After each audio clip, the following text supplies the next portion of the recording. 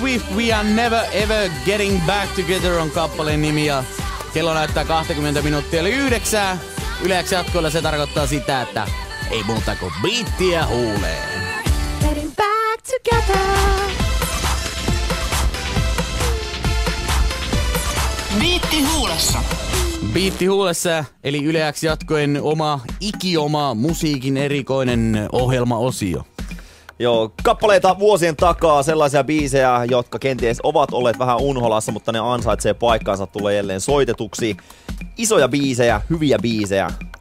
Tänään lähdetään 2000-luvun alkuun vuoteen 2001,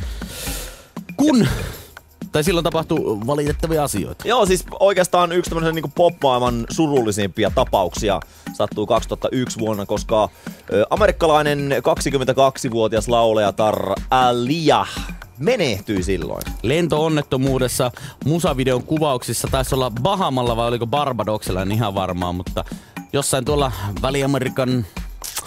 Väli-Amerikan saaristoissa siellä kuitenkin lento-onnettomuus tapahtui ja Aaliyah siellä menehtyi. Aaliyah kuitenkin. Miten se sanotaan? Aaliyah. Noniin.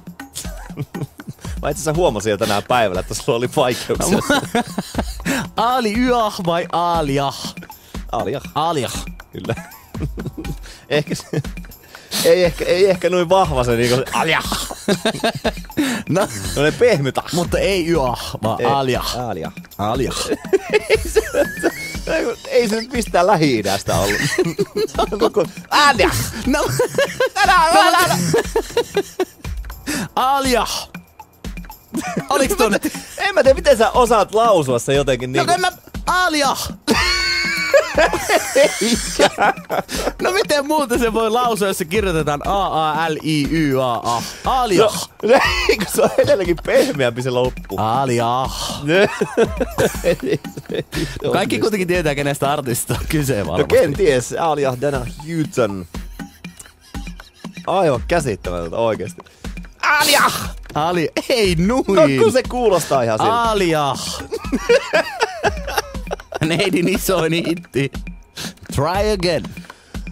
Timbaland on ollut mukana tämä tyyppi. Silloin jo. No, kyllä, silloin jo. Timbaland on pitkä linjan tyyppejä. Joo, katoin tänään tuon musavideo, missä siis Aaliyah ja Timbaland ja myös Jet Li ovat, niin Timbaland, hän on ottanut muutaman vuoden aikana niin aika paljon kylkiin mashaa. Onko? On ottanut. Ei oo mikään laihinpoika. Ei kyllä silloinkaan laihinpoika, mutta kyllä nyt on tullut vähän ilmeisesti syötyä. Taso vatsaa. Kyllä, finger licking good. On tehty beattiä Justin Timberlakeille sen jälkeen, Missy Elliottille. Semmosta se on musa-business.